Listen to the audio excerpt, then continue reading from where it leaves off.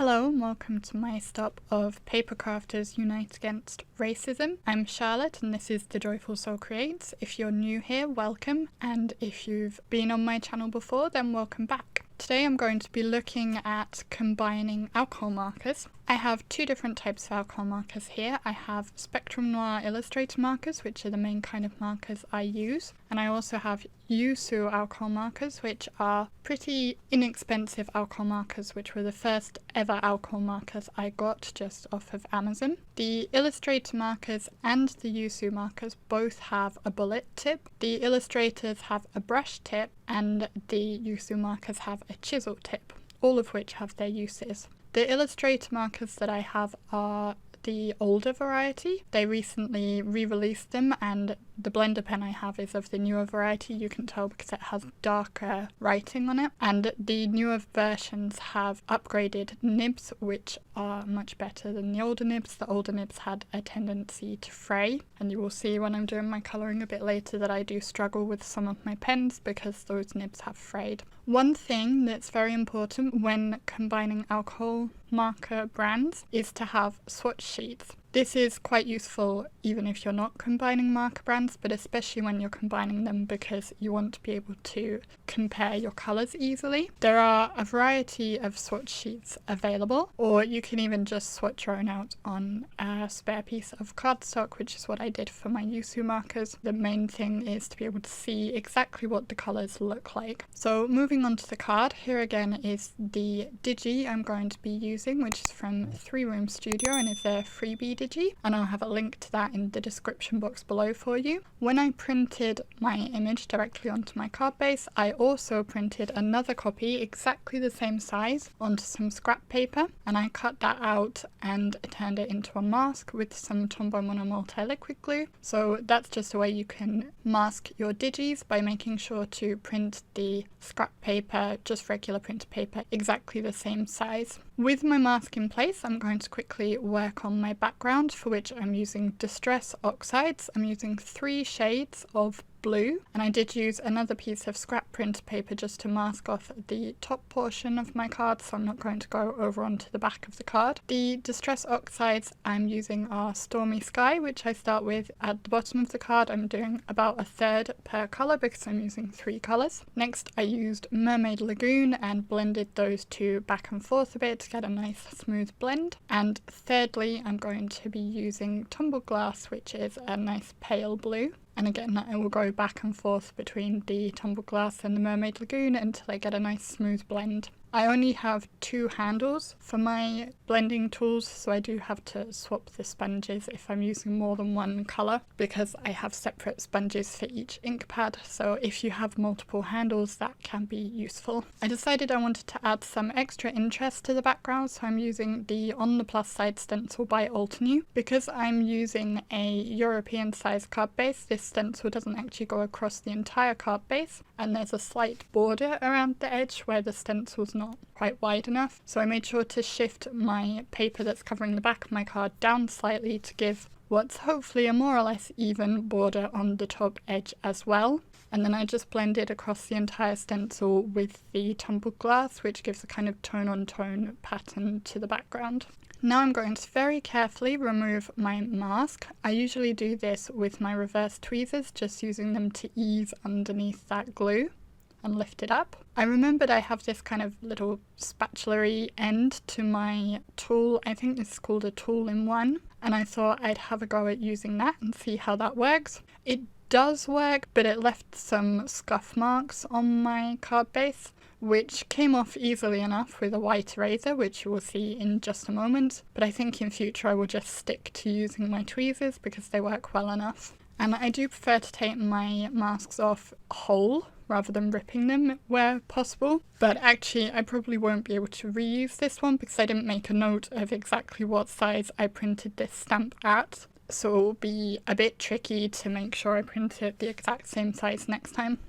I'm going to use that same scrap of paper that I used to cover the top of my card and adhere it temporarily with some washi tape to the back of my card before I do my colouring. This is because I'm working on my craft mat, which is a slick surface, and if the ink soaks through the card base and goes onto the craft mat, it could pick up from the other side, so having that scrap paper behind it will absorb any ink that goes through and help prevent any messes. So now I'm going to start on my colouring, and of course this is a very colouring heavy card, and I hope you will enjoy seeing how I do the different skin colours and the different hair styles as well. I have sped through this quite a lot because there's so much of it. This card took me almost 2 hours to make with all of the colouring, so of course you don't want to sit through 2 hours of that, especially when you've got more hopping to do. For all of the elements I coloured, I used mostly the Spectrum Noirs, but I tried to bring in at least one of the Yosoo markers as well, so that you can see how those combine.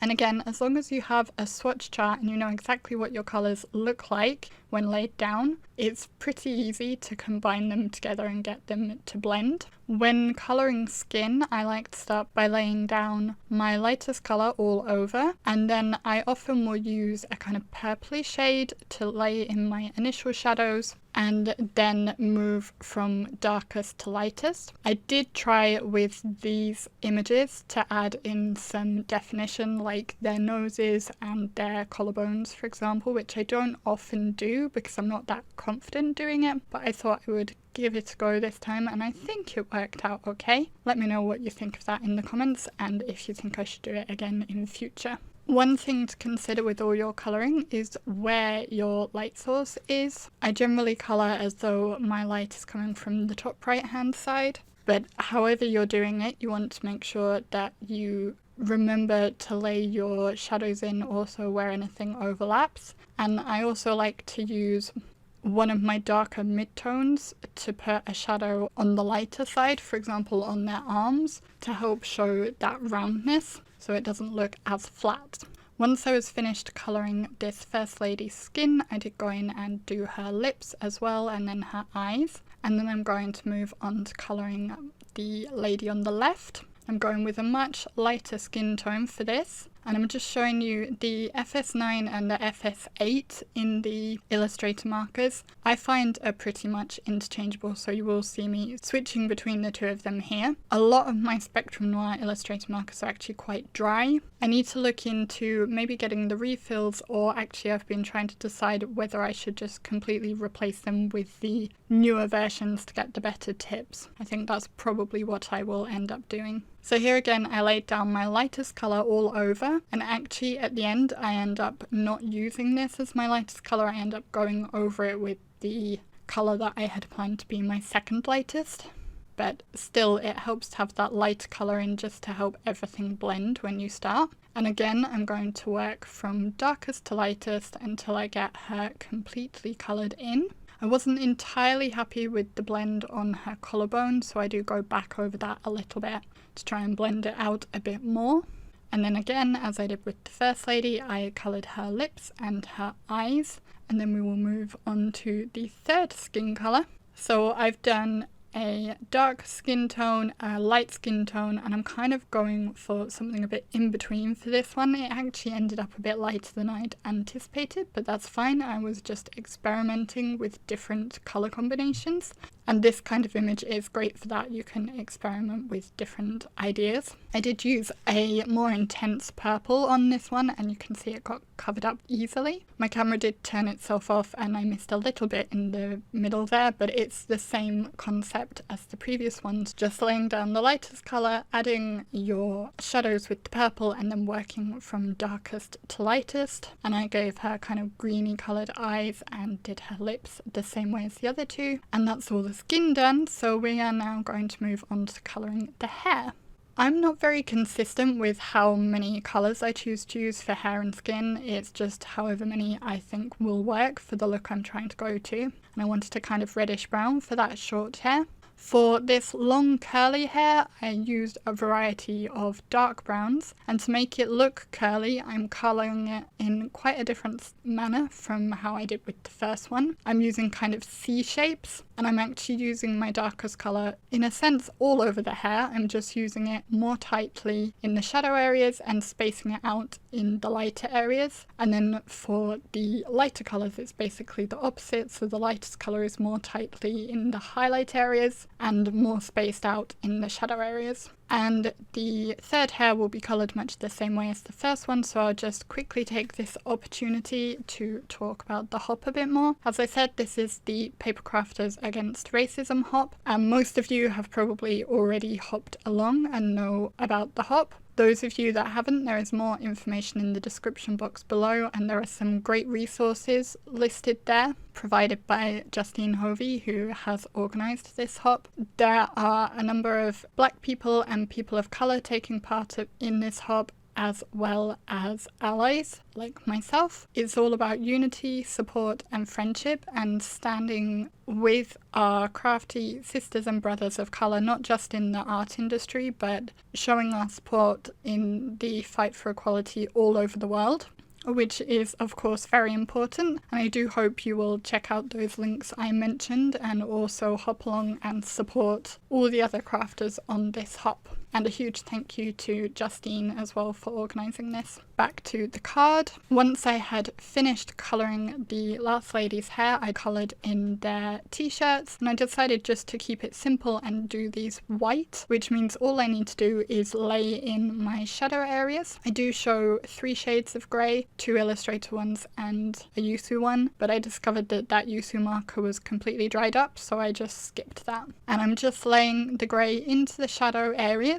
as you can see, and then I'm actually going to use my blend pen almost as my lightest shade, and this will help soften those lines and blend that colour out. And the easiest way to get this to blend is start in the white area and then move towards the grey areas rather than going straight onto the grey lines. This just dampens the cardstock a bit and helps it soften and move. I did also take the opportunity as I was doing this to use the blender pen to push back any areas that my colouring had got a bit messy, which was mostly where I had been trying to use those frayed brush tips, because it's very difficult to get the colour where you want it when the nib is frayed like that. The final thing I wanted to add to this card was I felt like the curly hair needed a bit more texture, so I just added some dots of the blender pen in there to lighten some areas and add that texture. Now I'm just going to fold my card base and crease that fold with my bone folder, and I noticed that I was missing a little bit of that blue ink blending at the top of my card, so I just quickly,